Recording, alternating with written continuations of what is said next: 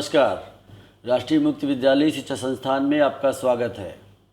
शिक्षार्थियों और दर्शकों, जैसा कि हमने बात की थी कि हम लोग नई शिक्षा नीति पर कुछ आज चर्चा करेंगे, उस चर्चा के लिए हम लोग स्टूडियो में उपस्थित हैं। आपने कल माननीय प्रधानमंत्री जी का उद्बोधन सुना होगा। इससे साफ स्पष्ट है कि राष्ट्र को एक अच्छी नीति मिली है। उस नीति का अनुकरण करते हुए हम इस राष्ट्र को और गौरवशाली बनाने का प्रयास करेंगे। लेकिन इस प्रयास में अगर हमको सहयोग चाहिए तो विभिन्न प्रकार की जो हमारी शैक्षणिक संस्थाएं हैं, विभिन्न प्रकार के हमारे विश्वविद्यालय हैं, अगर एक साथ समग्र भाव से वो आगे बढ़ेंगे तो इस प्रयास को हम आगे बढ़ा पाएंगे। इस चर्चा में आज हमने आमंत्रित किया है डॉक्टर नितिन मलिक जी को, जो कि अम्बेडकर विश्वविद्यालय में वर्तमान में कुल सचिव हैं, लेकिन उनकी बौद्धिक यात्रा मानव शास्त्र से प्रारंभ होकर पठन पाठन से आगे बढ़ती हुई विश्वविद्यालय तक पहुंची है। तो निश्चित रूप से आज की चर्चा बहुत महत्वपूर्ण होने वाली है। हम लोग मंथन करेंगे कि किस प्रकार से जो नई नीति हमको मिली है वो हमारे समाज के निर्माण के लिए और एक जो समावेशी शिक्षण की हम लोग बात करते हैं उसको कैसे आगे लेने में ये आगे हमको महत्वपूर्ण दिशा दे पाएगी। तो इस स्टूडियो में मैं आमंत्रित कर रहा हूं डॉक्टर नितिन मलिक जी का। मैं हार्दिक अभिनंदन स्वागत करता हूं सर कि आप इस कार्यक्रम में आए और हमको एक दिशा मिलेगी आज। बहुत बहुत धन्यवाद, बहुत बहुत धन्यवाद। तो हम लोग देखते हैं कि जब 1986 में हमको नीति मिली थी, उसका अनुकरण हमने इतने वर्षों तक किया, लेकिन समाज को जो गति मिलनी थी शायद हम नहीं दे पाए हैं। उसमें चाहे हम लोग संस्थानों की दृष्टि देखें या हमारी अपनी सोच देखें कि हम लोगों ने शिक्षण के प्रति कितनी जागरूकता रखी।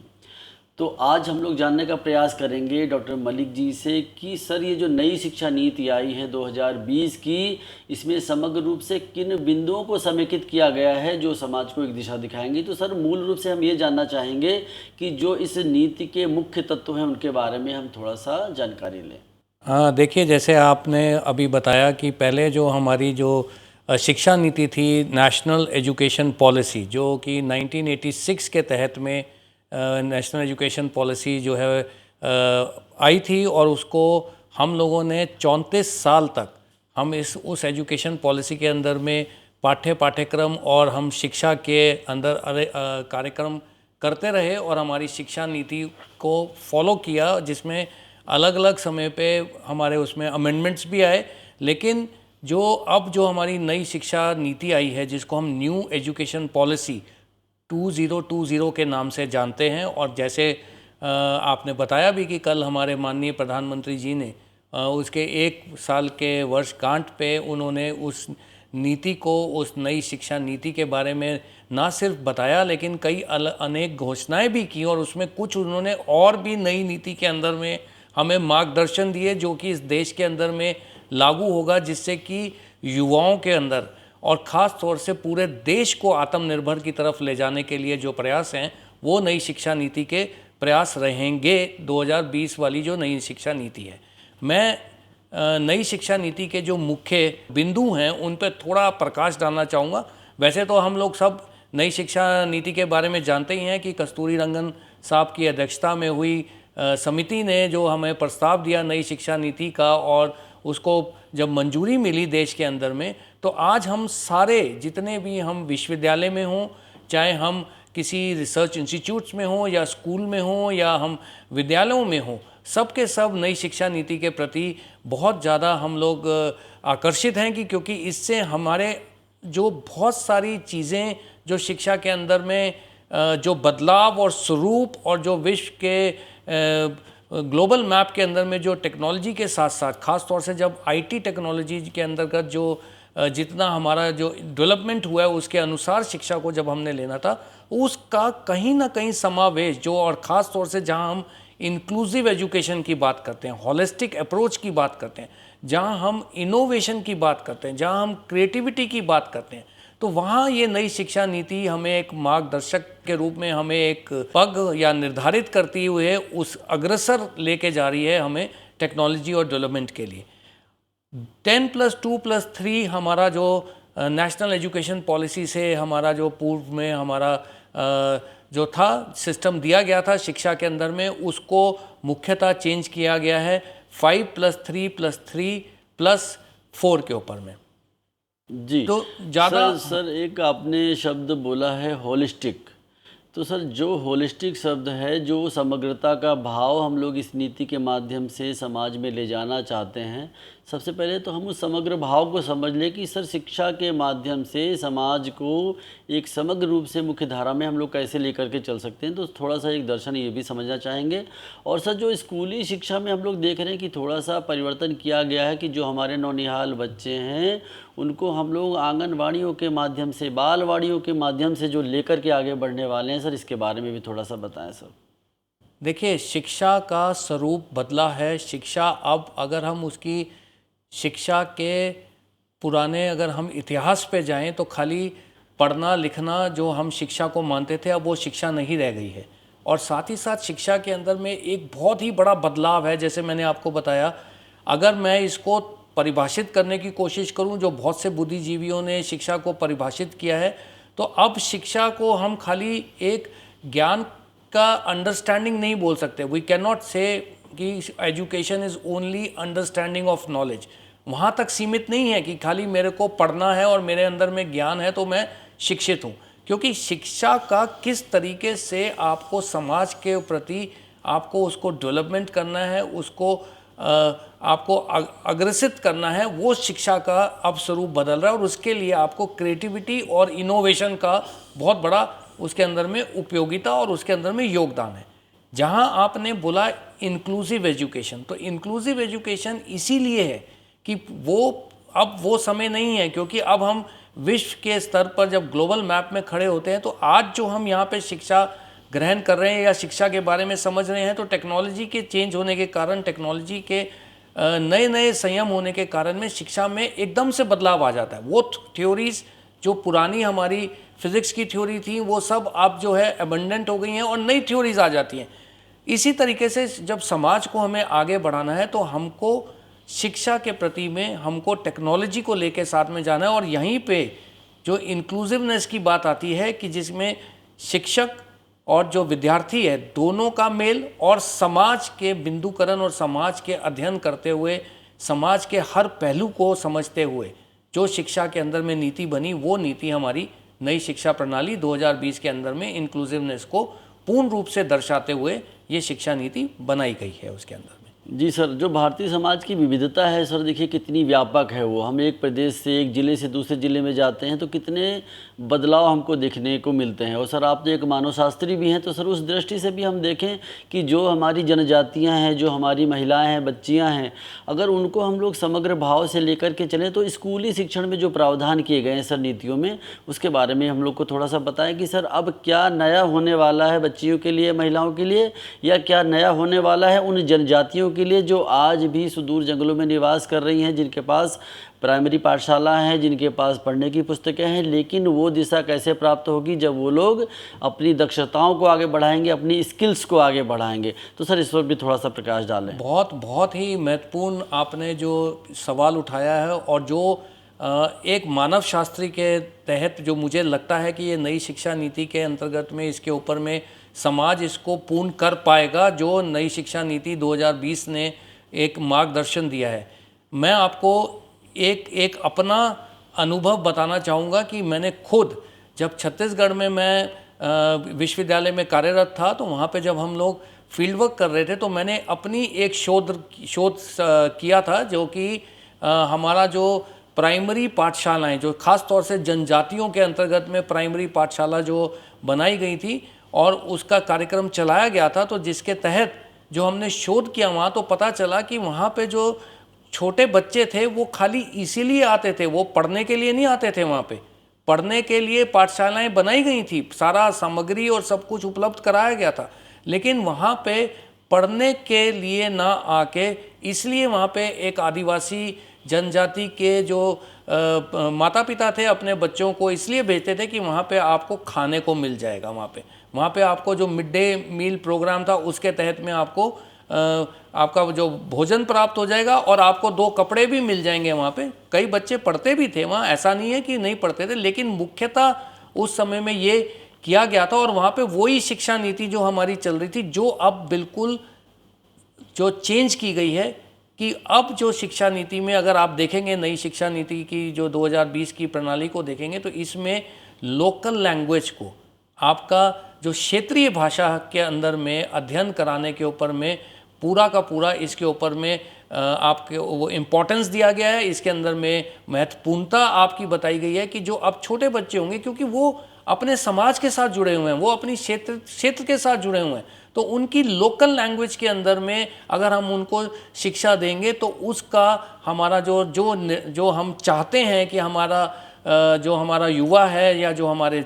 छोटे बच्चे हैं वो आगे पढ़ पाएँ, सीनियर लेवल पे भी जाएं। खाली ये ना हो कि प्राइमरी लेवल से ही वो फॉल बैक कर जाएं और उसके बाद आगे पढ़ाई ना करें। तो उसको मिक्स करने के लिए, उसको एक हॉलिस्टिक अप्रोच बताने के लिए इस बार जो नई शिक्षा नीति है उसके अंदर में क्षेत्रीय भाषाओं के अंदर में अध्ययन कराने का प्रावधान महत्वपूर्ण रूप से उसके अंदर में भूमिका निभाएगा। बिल्कुल सर, आपने सही कहा है कि जिस प्रकार से त्रिस्तरीय भाषाओं की बात करी गई है कि हम अपनी मातृभाषा में सीखेंगे, हम अपनी स्थानीय भाषा में सीखेंगे और राजभाषा में या किसी अन्य विदेशी भाषा में सीखेंगे। तो सर ये जो भाषाओं के 3 स्तर का वर्णन हमारी नई शिक्षा नीति में किया गया है, तो वो जो भारतीय भौगोलिक परिदृष्टि में सर कैसे फिट होता है कि जब हम लद्दाख की शिक्षा की बात करते हैं, हम नॉर्थ ईस्ट की शिक्षण प्रणाली की बात करते हैं और जनजातियों की बात कर रहे हैं। और सर एक अच्छी बात मैं यहाँ पे ये भी बताना चाहूँगा कि राष्ट्रीय मुक्त विद्यालय शिक्षण संस्थान जैसे संस्थान उन सुदूर जनजातियों तक भी अपनी नीतियों को लेकर पहुँचते हैं जहाँ पे आज संसाधनों की हम कमी की बात करते हैं। तो हमारे जैसे संस्थानों की और क्या भूमिका हो सकती है कि जो भाषा को लेकर के, भाषण शिक्षण को लेकर के और माध्यमों को लेकर के हम उन स्थानों तक भी पहुँच जाएँ सर स्कूली स्तर पर जहाँ पर अभी सुविधाएँ नहीं हैं। तो इसके लिए भी सर थोड़ा सा हमें बताएँगे। पहले तो मैं इसके अंदर में और थोड़ा सा इसमें मैं ये बताना चाहूँगा कि हम लोग भी जब हम लोग शिक्षा के अंदर में हैं, हम लोग विश्वविद्यालयों के अंदर में हैं, तो जब ये नई शिक्षा नीति आई थी तो हम लोग भी इसी पे विचार कर रहे थे कि ये स्कूलों के अंदर में तो क्षेत्रीय भाषाओं के ऊपर में बहुत अच्छा प्रयास नई शिक्षा नीति ने कर दिया है कि आपका शुरुआत जो है वो आपका क्षेत्रीय भाषाओं पे में भी अध्ययन और अध्यापन होगा। लेकिन छत्तीसगढ़ में रह के और मैंने ये भी देखा कि जब हम हायर एजुकेशन में आते हैं, ख़ास तौर से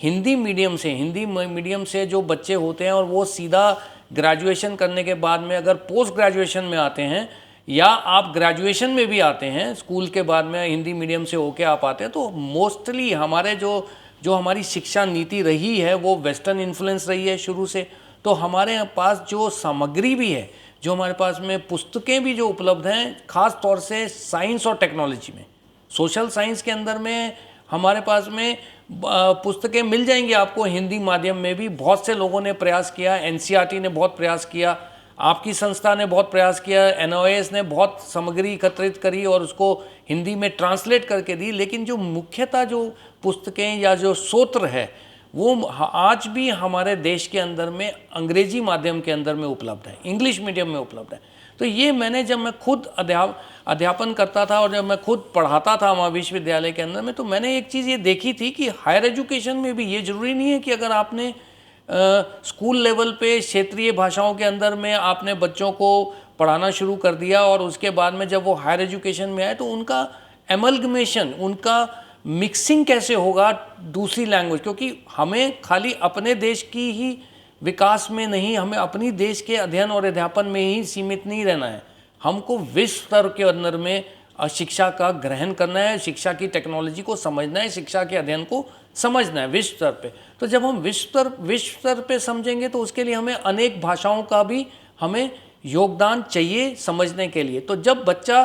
ट्रांसफॉर्म करता है, ख़ास तौर से हिंदी मीडियम के स्कूल से पास आउट करके जब वो उच्च शिक्षा के अंदर में आता है, हायर एजुकेशन में आता है, तो वहाँ उसको बहुत बड़ी डिफ़िकल्टी आती थी और वो ट्रांजिशन एकदम से सडन हो जाता था। मतलब एकदम से 12th के बाद एकदम से आप विश्वविद्यालय में आ गए या किसी कॉलेज में आ गए और जहाँ आप हिंदी मीडियम में थे वहाँ से पूर्ण रूप से आप पूरे के पूरे अंग्रेजी माध्यम के अंदर में वहाँ पे आप आ गए। लेकिन कल इसी चीज़ का जो हम लोगों का सोच था वो हमारे कल माननीय प्रधानमंत्री जी ने 1 वर्षगांठ पूर्ण होने पर कल उसका निराकरण किया, जब उन्होंने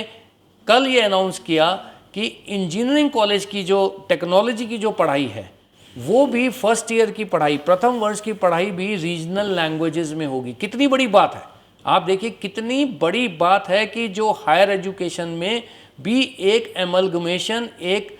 आपका जो है वो इकट्ठा उसको जो सूत्र बनाया जा रहा है कि आप रीजनल लैंग्वेज का पढ़ाई करके उस बच्चे को, एक छात्र को एक पग दिया जा रहा है, एक पथ दिया जा रहा है कि वो उसके अंदर में अच्छे से अंडरस्टैंड करके अपनी टेक्नोलॉजी वाली पढ़ाई भी पूर्ण कर सके। सर बिल्कुल, कितनी अच्छी बात है कि जो भाषाएं हमारी संस्कृति बनाती हैं, जो भाषाएं हमको जोड़ती हैं, हमारे अंदर समन्वय लाती हैं, सर उन्हीं भाषाओं के साथ आगे बढ़ने की बात ये नीति करती है। लेकिन सर एक प्रश्न ये भी है कि जिस प्रकार से हम लोग नॉलेज की बात करते हैं, अंडरस्टैंडिंग की बात करते हैं, स्किल की और एप्लीकेशन की बात करते हैं, तो सर ये जो 4 तत्व हैं जिनको समग्र रूप से हम लोग शिक्षण शास्त्र में पढ़ते भी हैं कि हम लोग ज्ञान समझ कौशल के साथ में अगर आगे बढ़ेंगे तब ही वो शिक्षा, वो विद्या फलीभूत हो सकती है। और कहीं ना कहीं सर पठन पाठन के बाद, डिग्री लेने के बाद एक जो मूलभूत आवश्यकता हमारी होती है कि हम अच्छी जगह पर सेवा में चले जाएं और अपने परिवार का भी भरण पोषण करें। तो सर ये जो दक्षता विकास की है बात हम करते हैं, कौशल विकास की बात करते हैं और सेवा योजन रोजगार की बात करते हैं, सर उसको कैसे दिशा देती है नीति, ये भी थोड़ा सा बताएंगे। बहुत ही महत्वपूर्ण बिंदु पे आपने आकर्षित किया है, क्योंकि ये बहुत ज़रूरी है। और यहाँ मैं ये बताना चाहूँगा कि नई शिक्षा नीति के अंदर में तो अब 6ठी क्लास से ही वोकेशनल कोर्सेज़ का उसमें समग्र किया गया है नई शिक्षा नीति के अंदर में। और यहाँ मैं ये भी बताना चाहूँगा कि ये नई शिक्षा नीति के अंदर में तो 6ठी क्लास से ही आपको वोकेशनल कोर्सेज स्टार्ट करने की बात की गई है। लेकिन जितना मैं समझ पा रहा हूँ और जितना मैं जानता हूँ कि national open school, national NOIS ने तो पहले से ही आपने जो वोकेशनल कोर्सेज हैं, बहुत सारे आपने सामग्री और बहुत से वोकेशनल कोर्सेज के बारे में आपने रिसर्च करके, शोध करके बच्चों के लिए वोकेशनल कोर्सेज आपने ऑफ़र किए हुए हैं NOIS ने, और उसके अंतर्गत ये चलते रहे हैं। जहाँ तक आप कौशल की बात कर रहे हैं, स्किल्स की, बहुत ज़रूरी है, क्योंकि एजुकेशन में खाली हमारे पास में नॉलेज का ज्ञान होने से सब कुछ नहीं होता है। हर एक आदमी को, हर एक उसको जो छात्र होता है उसको उस ज्ञान का किस तरीके से उसका समाज के अंदर में उपयोग करना है, जिससे कि उसका खुद का भी डेवलपमेंट हो और समाज का भी डेवलपमेंट हो। इसलिए कौशल का होना भी बहुत महत्वपूर्ण है। और नई शिक्षा नीति के अंदर में भी कौशल के ऊपर में, स्किल डेवलपमेंट के ऊपर में बहुत ही ज़्यादा उसके अंदर में महत्वपूर्णता दी गई है। और साथ ही साथ में जो नए प्रोग्राम्स भी उन्होंने शुरू किए हैं, जो नई फोकस शुरू करी है ख़ास तौर से टेक्नोलॉजी के ऊपर में, जैसे कल ही माननीय प्रधानमंत्री जी ने उसमें एक बिंदु और ऐड करी, आर्टिफिशियल इंटेलिजेंस, जो हमारा इंडस्ट्रियल रेवोल्यूशन के अंदर में 4.0 में हमारा जो एक मुख्य हमारा स्रोत है AI जिसको हम बोलते हैं। तो ना खाली मिनिस्ट्री ऑफ एजुकेशन, CBSE और साथ में इंटेल, इन तीनों ने मिलके आर्टिफिशियल इंटेलिजेंस का एक वेब पोर्टल पूरे देश के लिए जो बनाया जा रहा है, ये एक इस शिक्षा नीति का बहुत बड़ा महत्वपूर्ण स्तंभ होगा, जिससे कि हम समाज को और आगे ले जा सकेंगे। बिल्कुल सर, बहुत अच्छी बात ये कही गई है आर्टिफिशियल इंटेलिजेंस की। लेकिन सर इस AI की तरफ बढ़ने से पहले सर हमको गुणात्मक शोध के बारे में भी बात करनी चाहिए, क्योंकि सर हम देखते हैं कि उच्चतर शिक्षण संस्थानों में जो शोध हो रहा है वो हमारे पुस्तकालयों तक या इनफिलिप तक सीमित हो गया है। क्या उस शोध को हम समाज के लिए उपयोगी बनाते हुए वर्तमान परिवेश पे जो समस्याएं हैं उन पर उनके विषयों का चयन करते हुए आगे बढ़ सकते हैं? और साथ ही साथ जो शोध फाउंडेशन की सर बात की गई है, क्या वो इस प्रकार की सोच समझ को लेकर के आगे बढ़ेगा कि हमको जो शोध करना है विश्वविद्यालयों में वो समाज से जुड़े हुए बिंदुओं को लेकर के करना है, उनकी आवश्यकताओं के अनुरूप करना है, उनके परिवेश के अनुरूप करना है? तो सर इसके बारे में भी थोड़ा सा बताएं। देखिए, ये पहले भी ये चीज़ें जो थी वो चलती थी कि हम लोग कम्युनिटी डेवलपमेंट करें, हम आउटरीच करें, हम जो है, जो अगर शिक्षा संस्थाएं हैं तो उनको बहुत सारे उनके कार्यक्रम भी उसमें चलते थे, जिसमें NSS भी चलता था और NCC भी चलता था, कि कहीं ना कहीं हम पूर्ण रूप से समाज के विकास के प्रति कितना योगदान शिक्षा कर सकती है। ये उसके अंदर में पहले से भी नेशनल एजुकेशन पॉलिसी में ये पॉइंट्स दिए गए थे और ये बिंदुओं पे कार्यक्रम चल रहे थे। लेकिन जो नई शिक्षा नीति आई है, इसके अंदर में जैसे आपने बोला, इसमें एक बहुत महत्वपूर्ण चीज़ जो सामने आई है और जो कुछ विश्वविद्यालयों ने पहले भी अपने प्रयास किए, और ये था कि जैसे अगर मैं इंजीनियरिंग का छात्र हूँ लेकिन मेरा पैशन है कि मैं सोशियोलॉजी भी पढ़ना चाहता हूँ, मैं साइकोलॉजी समझना चाहता हूँ, या मैं समाज के प्रति कुछ ऐसे शोध करना चाहता हूँ जिसके अंदर में मेरी इंजीनियरिंग टेक्नोलॉजी का भी उपयोग हो सके। अगर आप कन्वेंशनल सिस्टम ऑफ एजुकेशन में जाएंगे तो वहाँ पे बहुत बड़ी बाउंड्रीज थी। जहाँ जब मैंने 1980 के पीरियड में जब मैंने अपनी 12वीं करी खुद एक छात्र के रूप में, तो 10वीं के बाद हमारे पास में खाली 3 विकल्प रहते थे, या तो हम आर्ट्स में चले जाएं, या हम साइंस में चले जाएं, और साइंस के अंदर भी अगर हम जा रहे हैं, या फिर हम कॉमर्स में चले जाएं। अगर साइंस में भी जा रहे हैं तो फिर खाली 2 उसके बाद में मार्ग ही दिखते थे कि एक डॉक्टर बन जाइए या फिर आप इंजीनियरिंग की तरफ चले जाइए। लेकिन आज जो नई शिक्षा नीति जो आई है, इसके अंदर में आपको मल्टी फैक्टोरियल, जो आप बात कर रहे हैं समाज के शोध के बारे में, समाज के अनेक तत्व और उनके बहुत सारे बिंदुओं को एकत्रित करने के बारे में, वो यहाँ पे शिक्षा नीति के अंदर में दिया गया कि जो अब हमारा पाठ्यक्रम होगा वो इतना ओपन एंडेड होगा, इंटरडिसिप्लिनरी होगा कि उसके अंदर में साइंस पढ़ने वाला स्टूडेंट साइकोलॉजी भी कर सकता है, सोशियोलॉजी भी कर सकता है, और आर्ट्स पढ़ने वाला स्टूडेंट फिलॉसफी के साथ में मेडिकल साइंसेज भी कर सकता है, इंजीनियरिंग का भी है। तो ये जो अब मुख्यतः स्टेम कोर्सेज की बात की गई है वहाँ पे, वो कोर्सेज के कारण में एक बहुत महत्वपूर्ण दिशा हमारे समाज को मिलेगी कि जिस भी बच्चे का जो पैशन है, जो अंडरस्टैंडिंग है, और अगर वो उसमें कुछ कार्य कर सकता है तो उसको एक ऑप्शन मिलेगा कि वो उसके अंतर्गत में अपने को और विकसित करे, अच्छे से उसका अध्ययन करे और उसको समाज के राजनीतिक के लिए कहीं पे भी जो भी शोध करना है उसको, या उसकी अध्ययन करना उसके प्रति करे। साथ ही साथ अगर जो बहुत सबसे बड़ी महत्वपूर्ण बात, जिसमें हम जो हमारे अलग से कार्यक्रम आत्मनिर्भर भारत की बात जो कही गई, या आपको self made in India, make in India की बात कही गई, या आपका कौशल विकास की बात कही गई, वहाँ पे भी ये भी बहुत बड़ा अच्छा सिस्टम जो आया कि आप कुछ अपने क्रेडिट्स अर्न करिए। कोई भी हर प्रोग्राम के साथ में क्रेडिट्स आपके बना दिए गए, और ये क्रेडिट्स जो हैं, ये क्रेडिट्स आपके क्रेडिट बैंक, जिस तरीके से जो धन मैंने अगर कमाया तो वो मेरा धन मेरे बैंक के अकाउंट में हो जाता है, तो शिक्षा का जो धन मैंने जो अर्जित किया वो भी मेरा एक बैंक अकाउंट की तरह में एकेडमिक क्रेडिट बैंक होगा, और वो मेरे अकाउंट में ही रहेगा और उसका उपयोग मैं कभी भी कर सकता हूँ। ऐसा नहीं है कि आज मैंने जो अध्ययन किया उसको मैंने पहले ग्रेजुएशन में साइंस करी, पोस्ट ग्रेजुएशन में मैंने आर्ट्स करी, तो मेरी ग्रेजुएशन बिल्कुल बेकार हो गई। तो ये इस तरीके से नहीं रहेगा। ये मेरी शिक्षा, क्योंकि एजुकेशन को हमेशा माना जाता है, नॉलेज को हमेशा माना जाता है, it's a learning process, there is no end of knowledge. Knowledge कोई स्टैटिक नहीं है, knowledge is a dynamic process. तो इसलिए ये जो क्रेडिट बैंक का जो कंसेप्ट दिया गया नई शिक्षा नीति में, ये बहुत ही महत्वपूर्ण मील का पत्थर साबित होगा इस समाज के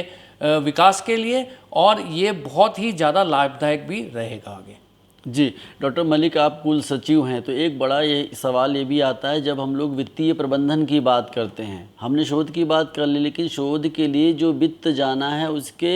लिए आपका योगदान रहता है, और हम समन्वय देखते हैं कि शैक्षणिक पृष्ठभूमि के जो हमारे मतलब विभाग हैं और हमारे जो डीन्स हैं उनके साथ में आपका तालमेल होना चाहिए, क्योंकि उनको धनराशि चाहिए, आपको देनी है। तो जिस प्रकार से हम लोग देखते हैं कि वित्तीय सहयोग नहीं होगा तो हम शोध को अच्छी दिशा नहीं दे पाएंगे। तो सर, ये जो सरलता की बात हम लोग कर रहे हैं उसको कैसे और आगे हम लोग बढ़ा सकते हैं कि सुगम रूप से हम धनराशि भी उन शोधार्थियों को उपलब्ध करा पाएँ कि वो आसानी से भारतीय चेतना के साथ में शोध के विषयों का चयन करें और आगे बढ़ें, और साथ ही साथ जो धनराशि हमें आती है मंत्रालयों से, आयोगों से, तो उसको हम लोग कैसे सही ढंग से बच्चों तक पहुँचाएँ, शोधार्थियों तक पहुँचाएँ कि वो अच्छे से आगे बढ़ पाएँ। सर, इसमें देखिए, सबसे प्रथम तो पहला यह आता है कि जो भी हम शिक्षा का अध्ययन और अध्यापन करा रहे हैं विश्वविद्यालयों में या उच्च शिक्षा संस्थाओं में, वो शिक्षा हमारी अडेप्टेबल हो समाज के लिए और ख़ास तौर से इंडस्ट्री के लिए। अगर हम टेक्नोलॉजी की बात करते हैं तो हम जो है उसकी जो करंट और जो फ्यूचर की टेक्नोलॉजी अगर हमें चाहिए तो वहाँ पे उसकी अडेप्टेबिलिटी बहुत बड़ा क्वेश्चन आता है वहाँ पे, और इसीलिए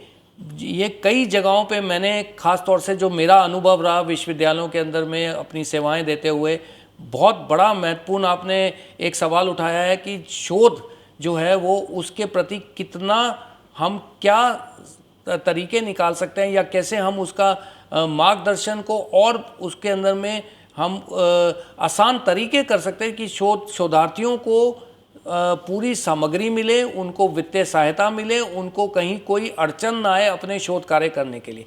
तो इसके लिए सबसे सर्वप्रथम तो सरकारी शोध योजनाएं तो बहुत हैं हमारे पास में। सरकार ने बहुत शोध योजनाएं दी हैं जिसके अंतर्गत में आपको पीएचडी करने के लिए, एमफिल करने के लिए, रिसर्च प्रोजेक्ट करने के लिए बहुत फंडिंग एजेंसीज हैं। आईसीसीएसआर है, डीएसटी है, डीबीटी है, गवर्नमेंट ऑफ इंडिया की अनेक मिनिस्ट्रीज जो हैं वो शोध करने के लिए आपको सहायता देती हैं, वित्तीय सहायता भी देती हैं और उसके साथ में शोध करने के लिए आपको पूरा मार्गदर्शन भी देती हैं। लेकिन उसके बावजूद मैं यहाँ एक और पॉइंट बोलना चाहूँगा जो बहुत महत्वपूर्ण है। अगर हम देखें कि जितनी हमारी इंडस्ट्रीज़ हैं उनका अपना R&D भी होता है अलग से, रिसर्च एंड डेवलपमेंट, उनकी अपनी R&D अलग से एक विंग होता है। क्यों ना विश्वविद्यालय या उच्च शिक्षा संस्थाएं इन इंडस्ट्री के साथ में कोई कोलैबोरेशन करें, MOU करें कि जो R&D इंडस्ट्री अपने लेवल पे करना चाह रही है उसको हमारे छात्र और छात्राओं को, शोधार्थियों के द्वारा किया जाए। ये खाली एक अच्छी टेक्नोलॉजी और अच्छी रिसर्च के प्रति ही नहीं उसका योगदान होगा, बल्कि ये एक हमारे यूथ के ऊपर में उनको और स्किल्ड करेगा और एक नीड भी फील करेगा, नीड गैप जो हमारा बीच में है। मैं कई अपने जगह जब भी जाता हूँ तो मैं एक बहुत बड़ा पॉइंट मैं देना बोलता हूँ हर जगह पे, और मैं आज भी आप लोगों के सामने में ये अपना एक बिंदु रखना चाहूँगा कि जिस तरीके से हमारे शिक्षक हैं, क्योंकि शिक्षक ही शिक्षा देते हैं हमारे छात्र और छात्राओं को, तो हमारे शिक्षक जो हैं जब शोध करते हैं तो वो उसके लिए एक प्रपोज़ल बनाते हैं जिसको हम बोलते हैं रिसर्च प्रपोज़ल। तो क्यों ना हम अपने शिक्षकों को ट्रेनिंग देने के लिए, ट्रेनिंग अध्ययन करने के लिए हम उनको इंडस्ट्रीज़ के साथ अटैच करें, जिससे कि इंडस्ट्री की क्या रिक्वायरमेंट है वो हमारे उच्च शिक्षा संस्थान के तरफ में जो ये गैप है उसको ये फिल करे और इसको फिल इन द ब्लैंक को ख़त्म करे। इसी तरीके से जो इंडस्ट्री के अंदर में जो कार्यरत हैं, इंडस्ट्री की क्या रिक्वायरमेंट है उनको क्यों ना हम एक इस तरीके से वातावरण दें, उनको एक हम फैसिलिटीज़ प्रोवाइड करें कि वो इंडस्ट्री में जो लोग कार्य कर रहे हैं, जो उनकी सोच है, जो उनकी रिक्वायरमेंट है समाज को, तो उन्होंने देना चाह रहे हैं वो विकसित टेक्नोलॉजी के साथ, उनको कुछ समय के लिए हम विश्वविद्यालयों के अंदर में यहाँ लाएं और उनको शिक्षक अपने छात्रों के साथ में उनको हम जोड़ें। तो अगर ये एक पुल, समन्वय का एक पुल अगर बन जाता है इंडस्ट्री और शिक्षण संस्थाओं के प्रति में, तो मेरे हिसाब से भारत सरकार की अपनी स्टेट्स की अलग अलग स्टेट्स की इतनी योजनाएं हैं शोध के प्रति, और साथ में अगर इंडस्ट्री ने अगर हमें अपना योगदान दे दिया और विश्वविद्यालयों ने इंडस्ट्रीज़ के साथ में अपने आप को जोड़ लिया, तो यहाँ पे ये जो वित्तीय सहायता और शोध की जो हमारे को लगता है कि कोई हमारे को प्रॉब्लम्स होंगी, वो बिल्कुल हमारे को प्रॉब्लम नहीं रहेंगी, और एक अच्छी रिसर्च, एक अच्छी टेक्नोलॉजी, एक अच्छा समाज डेवलपमेंट विकसित के साथ साथ हम एम्प्लॉयमेंट को भी बहुत ज़्यादा जनरेट कर सकते हैं। बिल्कुल सही कहा आपने सर। जिस प्रकार की हमने आवश्यकता आधारित शोध की बात की है सर, नेशनल रिसर्च फाउंडेशन जिसकी हम लोग संकल्पना लेके आगे बढ़ रहे हैं वो उसको पूर्ण करने में सक्षम होगा। हम लोग यही मंगल कामना कर सकते हैं। और सर चलते चलते एक प्रश्न ये रहेगा कि जो NIOS है, राष्ट्रीय मुक्त विद्यालय शिक्षा संस्थान है, इसको किस प्रकार से अब आगे बढ़ना है कि हम लोग नई शिक्षा नीति के क्रियान्वयन को लेते हुए एक होलिस्टिक भाव से आगे बढ़ पाएँ सर? तो थोड़ा सा चलते चलते ये भी जान लेंगे हम। देखिए, NIOS तो शुरू से ही, जब से इसका स्थापना हुई है तब से ही ये बहुत महत्वपूर्ण योगदान हमारे समाज के प्रति में दे रहा है, और जिसको कि शुरू के अंदर में लोगों ने चाहे शायद उसको इतना महत्व नहीं दिया था, लेकिन अब उसकी महत्वता बहुत अधिक समझ में आ रही है। आप उन लोगों को मार्गदर्शन देते हैं जो